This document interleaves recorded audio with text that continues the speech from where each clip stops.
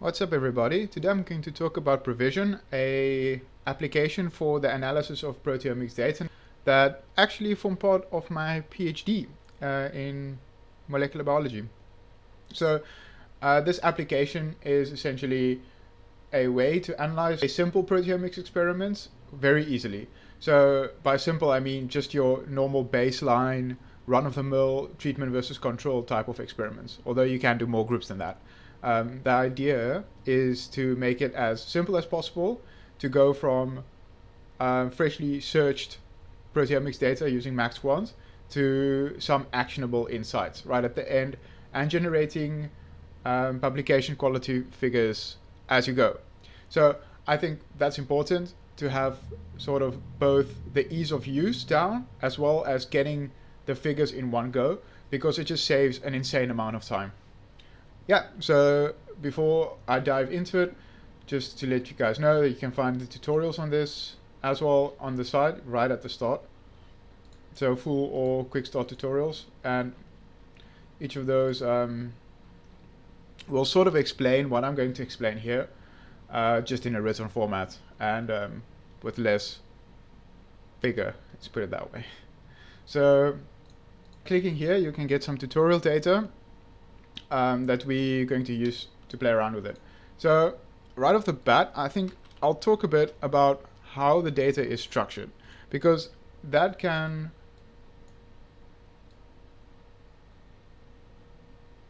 right off the bat, I think I'll talk about how the data is structured, because that can indeed have some kind of impact right from the start. So I tried my best to sort of guesstimate how you would set up your MaxQuant searches, but of course I'm not 100% accurate in this all the time. So you, depending on how it's imported, you might run into some issues. So I think I'll just show you guys what is expected from the data. And at the start, it's mostly to do with your column IDs. So we look for majority protein IDs, and FASTA headers. So FASTA headers expects something like this.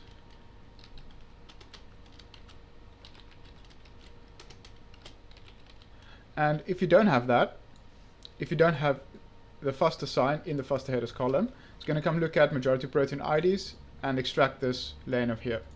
The other things we look for, sort of depends on what you're going to choose, is LFQ intensities, and TMT tags if they're present, if you chose that.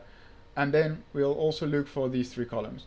So that's about it. Essentially, you can delete everything else and it will still run. But yeah, you didn't use this application to look at this data like this, but in case you run into some issues, have a look at the FASTA header first and see what's in there. If you wanted to go straight for majority protein IDs and you have some weird stuff in FASTA headers, just delete FASTA headers. Delete this the data in this column and it should still work. Okay. Let's jump into it. So first thing you can do is upload your data. So I already downloaded it over here. And it loads. It might be a bit slower if you have a lot of data. So we can see we don't have that much data over here. And right here you can choose the intensity, LFQ intensity, or TMT tags. I think another important consideration for the TMT tags is that ProVision accepts that you did one TMT experiment. So for instance, if you do a TMT 6-plex, it's going to expect 6 columns from 0 to 5. So if you did 2 6-plex experiments and you have them all in one MaxQuant search, that's not going to work. So it expects 1 TMT kit per experiment. Right, going further, once you've got it all uploaded and it's present and looks like this, next up is transform. So here's an option to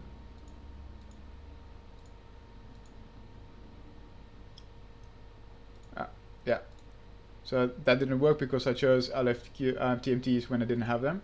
So here's an option to select your columns. So I can remove columns here if I like. It depends on you if you want to do that. It's not enabled by default because ideally you want to use all the data you have, right? So if you want to select columns, this is where you would do it. Next up, unique peptides. So the default is 2. We want at least 2 unique peptides per protein, right? So if we have 1 unique peptide per protein, it's a bit more dubious than if you have 2. So more is better. But that being said, if you choose something like 5, that's crazy. So I actually don't even think it would work. So let's see. If we choose 5, how many proteins do we have left? 374. So if we choose 2, we have 1,126 left. So the higher this number, the more strict the initial first step of filtering would be. And this is going to affect everything downstream. So you're going to have a lot more confidence the more peptides you give. But it's sort of a balance between how many data you're going to retain versus how accurate you want to be. And this is going to be the same throughout the entire analysis. So the defaults that I've chosen for ProVision, these are in place because I found those to be the optimal fits-all solution, even though I do really encourage experimentation when using the platform. So next up, you have Log2 Transform. This is always selected, and you can actually select subtract the median as well. So this is going to transform log normal data, which this data is, into normal data, and subtracting the median will essentially subtract the median, and that will help for equal variance across samples. Both of these are requirements for parametric statistical tests, which we do, but also log transformation is going to help with imputation, which we'll also talk about. So now we've filtered the data. Next up, we want to assign the groups. So to do that, press start, you'll get a little table. And assigning the groups literally means telling the application which groups belong to which samples belong to which groups, or which replicates belong to which groups. So here we have sample 1, 2, and 3. So sample 1, replicate 1, 2, and 3, and we can call this sample 1. And the most important thing is to do this in the annotation part. The axis labels, yeah, you can change those if you want. If you want them to be something different than what's written over here. So I thought that might be useful for some plots, but not all plots will draw from this axis label. So that's maybe something to consider. So right now, sample 1, 2, and 3 is sample 1. Sample 2, rep 1, 2, and 3 is sample 2.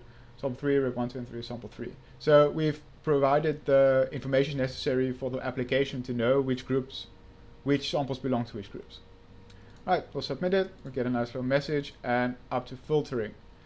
So this step is also important because it's going to determine how your data set is filtered. So right now, if we look at this, it's going to select 2 values per group. So sample 1, 2, and 3. It's going to look, okay, do you have at least 2 values present out of your 3 values?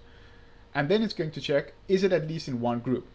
So if we have 2 values here, and no values in the rest, that would be valid. If we change this to 3 and we say in at least one group, then we need 3 values here. Here's an example. We need 3 values here, and all of these could be empty, and it will still be valid. So if we say in each group, then it would need 2 values in every group. So if we have 2 values here, 1 value here, that would be in this group 2, that would not work. If you change that to 3, this is going to be the same as remove all missing data. So let's have a look. So we want 3 values in each group. We have 613 left. You can just ignore that. That's just because I've clicked it a bunch of times. So we have 613 values remaining after filtering for 3 values per replicate in each group. So that's exactly the same as removing all missing values. So you can see it stays at 613. But if we choose at least one group, we now have 1,000 proteins left. And you can see, for instance, here nothing was detected, but here we have values in these 2 groups.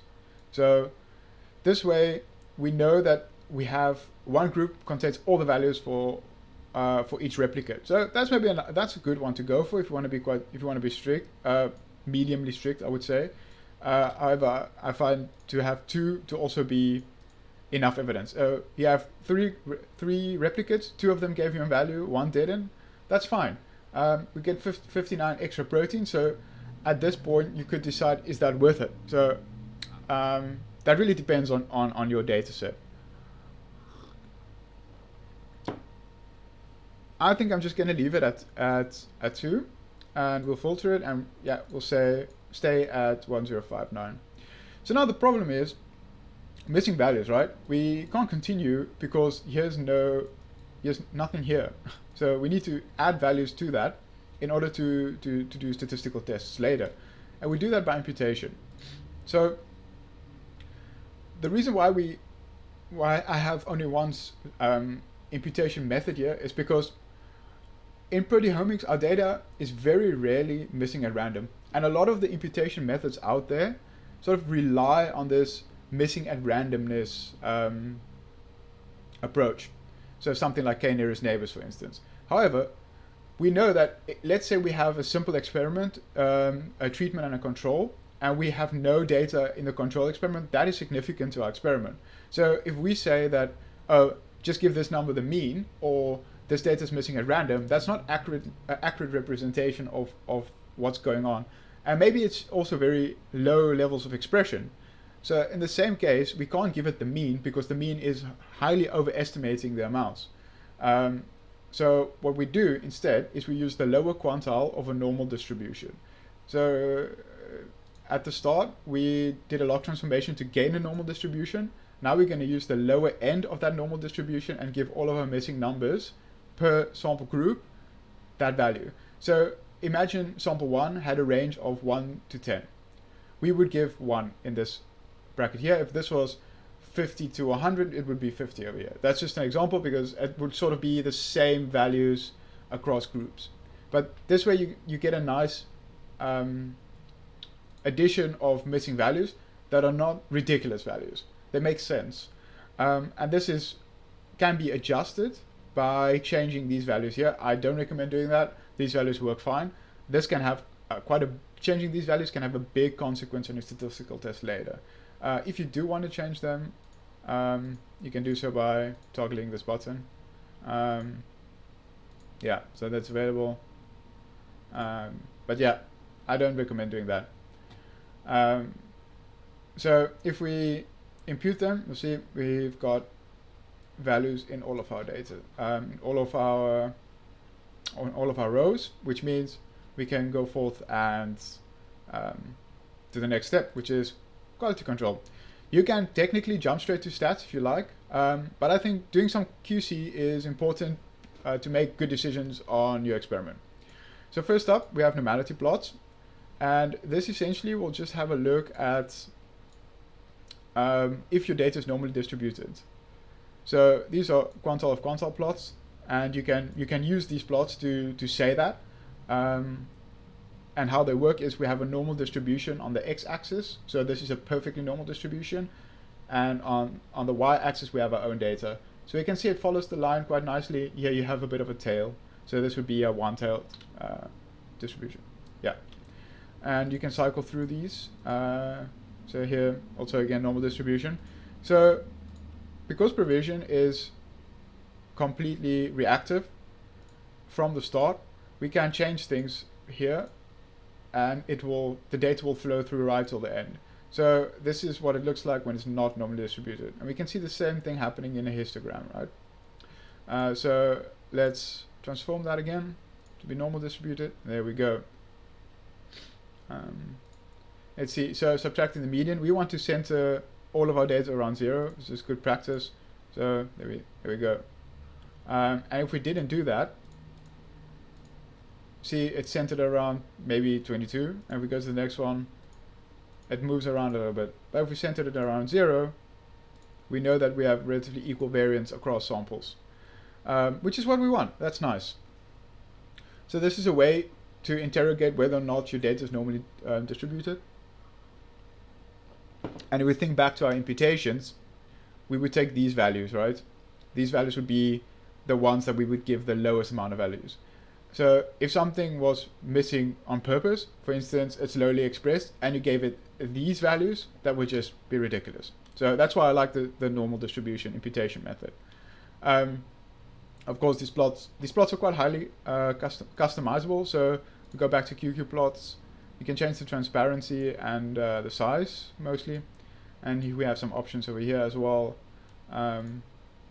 Jump to histogram. We get more options. So addition of a density plot, for instance, density distribution, which we can change to whatever we like really. And yeah, that's about it. You can give it a title and choose the bin width as well. So if you want more or less bins. So throughout the application, there's quite a lot of customization per plot. So you can play around with it, see what you like, and download it as either an image file or a PDF file if you want vector images. Next up, we have scatter plots. So a scatter plot is going to plot a replicate from one sample against a replicate in another group. So sample 1 has 3 groups, 3 replicates. So we'll plot 1 to 2, 2 to 3, 1 to 3. We can also customize this. Green and change the transparency. Yeah. So also customizable, more options over here. And basically this plot tells you whether or not your replicates were at all correlated. They should be correlated because they are in principle the same. They're in principle the same plots, the same data, right? So we expect them to be correlated. If they're not correlated, that might be indication of a problem. So at that point, is it worth it to continue? Because you know that your replicates are something's wrong with your experiment at that point. So we can cycle through them. And we can also download all of these plots if necessary. And just to give an example, setting the title position, for instance, to the middle and making it bold and italic. I see changes flow through to the images. Okay, so the next plot on our list of QC plots is the parallelogram.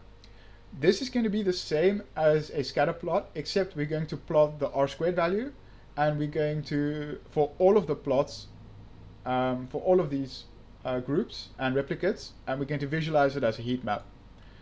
So let me just add this to a correlation 2.8 so we can see the differences. So yeah, here we can see these guys are correlated together, these guys and these guys, because they are replicates.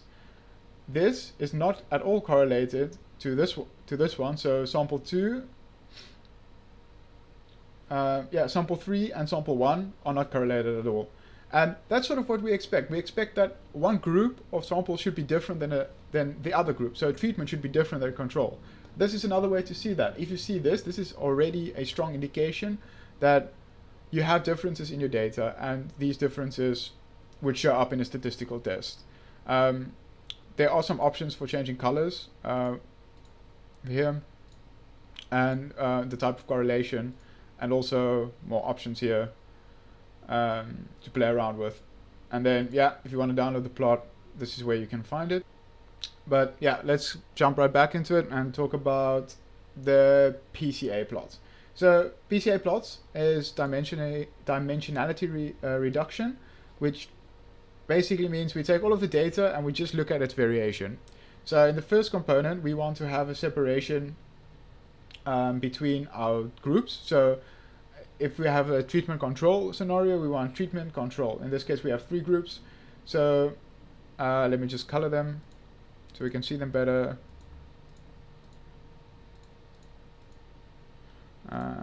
Yeah. Okay, so we have our 3 groups, and from this we can tell that these 2 groups is different to this one, and they are similar to each other, but they are still individual groups. So an example where this would fail would be if we have one of these replicates clustering over here, which means that there's some kind of variation being introduced within the replicates on the second component, which is not what you want. The same if this point would be clustered somewhere over here. It would mean the majority of the variation is driven by stuff like pipetting errors or machine errors or things like that, and not really the biological errors. So using a principal component analysis, we can tell that if we do our statistical test and we find significant differences, that these differences are actual biological ones and not something introduced artificially by us as the experimenter. So another great way to do quality control in a proteomics experiment. And if all of these look good, you can move on to statistics. So I think this is probably the most daunting one to most people, but I try to make this as easy as possible.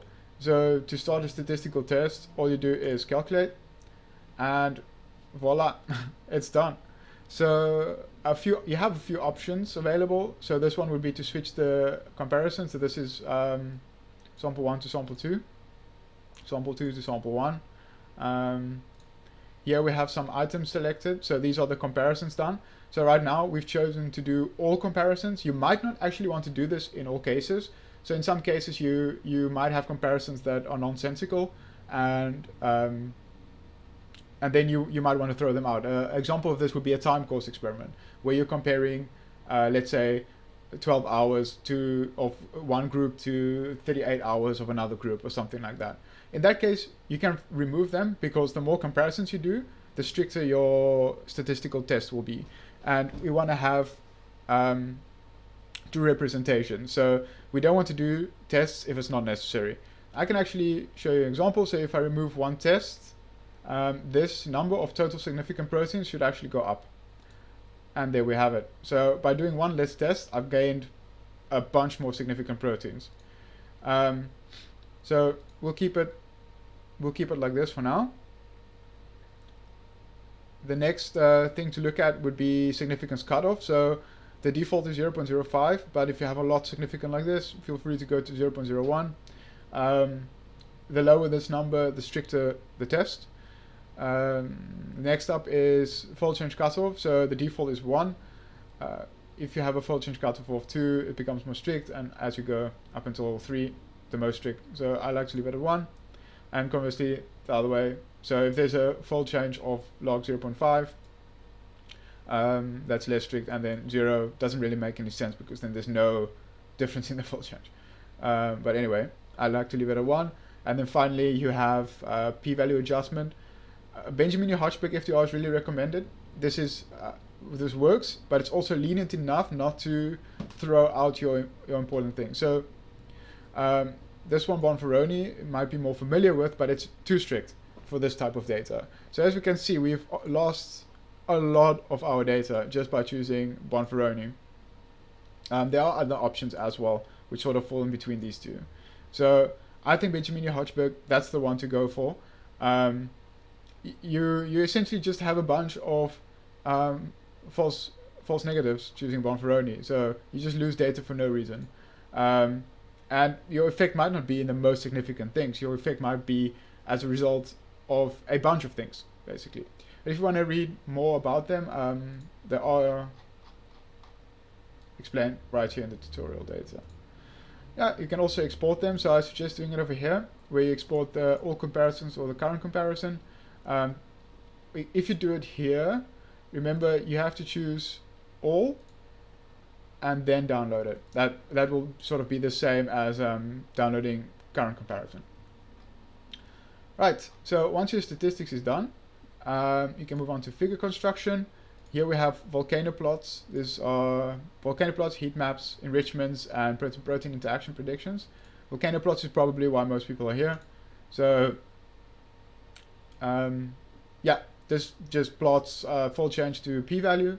You should this is a familiar plot in proteomics, and this is an example where switching the comparison might be useful. So if we switch A to B, we have it on the other side. Fantastic. So you can cycle through the plots, and you can also customize them. So you'll see that each section is quite customizable. I tried to add as much functionality as possible. So one way is changing the point sizes, transparency, so that you can see what's going on. And of course changing the colors, so something like, I don't know. Yeah, So there's a lot you can do. We can also label proteins. This is quite useful. So you can choose to label upregulated only, downregulated, or both, and then you can label up until 30 proteins. So I decided not to add more than that because, as you can see, it's already quite cluttered. So something like that be useful, and it labels it from the most significant to the least significant, depending also on what you chose. So you can also add the plot title, and this is going to be similar for the rest of the plots as well. So I to just play around with it, see what works, and yeah, so this is all changing where the legend goes and things like that, and what you would like to display. If you want to display lines, counts, both, which is the default. These are the counts over here, of course. So next is you can change a bunch of things here. So I think the most useful is probably this one, controlling the significant counts position, so that will control where this is plotted. So let's have a look. If we change it to -9, yeah, so it's way off this way. If we change it to -1 and we change it to, I don't know, 0, let's see what happens. Yeah, let's go. There we go. It's over here. So yeah, you can move that around because a lot of times it's actually in the way. So that's why I like having it customizable like that. So next up we have heat maps. So heat maps will extract the significant proteins basically. So you can plot either the replicates, so replicate 1, 2, and 3, or you can plot the averages. You can show labels. So sometimes you might not want to show the row labels or the column labels. You can also display up, down, or regulated, or both. So if you choose both, you'll get them like that. So I'll plot the replicates instead. And you can change how much you want to show. So this is showing the top 15 up and down regulated proteins. You can also add scoring to it. This is where you can change the colors. Yeah, so same options as before, and you can change the type of correlation. So you can choose to correlate. You can choose to correlate the clusters, the rows, and you can choose a method for that. So each method is slightly different in the way it would cluster, but you should get the same mean result out of it. So if you're using average and you want to cluster columns, this shouldn't change anything because we don't actually have any data from the columns to cluster with. So as you can see, it stays the same. But if we choose not to cluster the rows, yeah, see that that changes the plot quite significantly because most data comes from the proteins, right? Next up, yeah, you can choose to change a bunch of things. So for instance, row font size. Right now it's quite on top of each other, so we can change this to maybe 10 and becomes a bit more readable, or even 9. Yeah, so a bunch of things you can change. Dendrogram height. Yeah, so that's the heat map is exportable. Next up is WebGestalt enrichments. So I can actually show you this because this requires UniProt IDs, and I blinded this data set. But essentially, it's going to use WebGestalt, the WebGestalt database, and it's going to extract data from that using your IDs that you've provided. Yeah, using your IDs from the statistical test. So it only works for these organisms, and what I have here is a very limited version of WebGestalt embedded on the in this program. If you would like to do a more elaborate analysis, you can visit their website. I think I've also linked it in the tutorial over here. That's also the type of figures you can get. So different tests are overrepresentation analysis for gene set enrichment. Depending on what you choose here, you'll get different options. So if we look at ORA, you can plot enrichment ratio, p-value, or false discovery rate.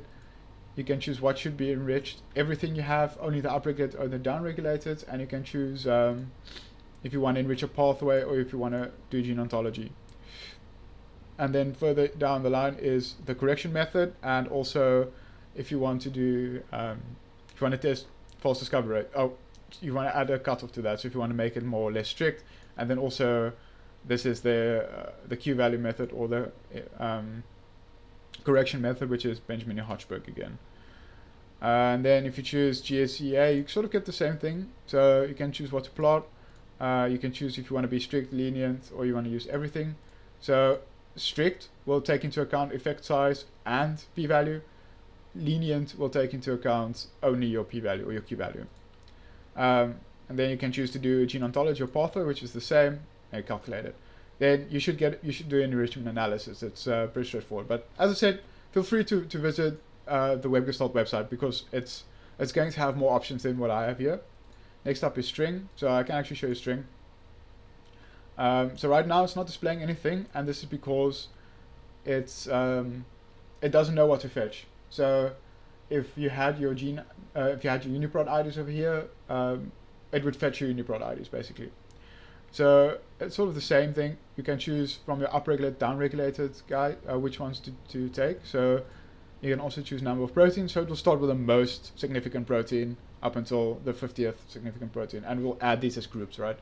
So that's where you can sort of get an interaction network of your top 10 proteins. So if you want to do anything else except for that, feel free to visit the string website. It's much more flexible on how you can use it. So yeah, you can choose from up or down regulated, or you can add a custom ID as well. So for instance, this is R1 beta, and this is sort of what you can extract. And if you were to have the top two regulated, if the top two regulated was associated with each other, for instance, NF kappa beta, I think should work.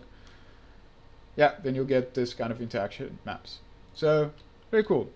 And of course, you're able to download all of these plots in either TIFF or PDF format. So in a nutshell, yeah, that's the app. And thanks for watching if you got this far, and I hope it's useful to you. And if you enjoyed this video, yeah, please leave a like. It always helps. And I plan to come out with more content, so feel free to subscribe, and if you want to hear more about proteomics or software engineering. And yeah, thanks again for watching. Bye.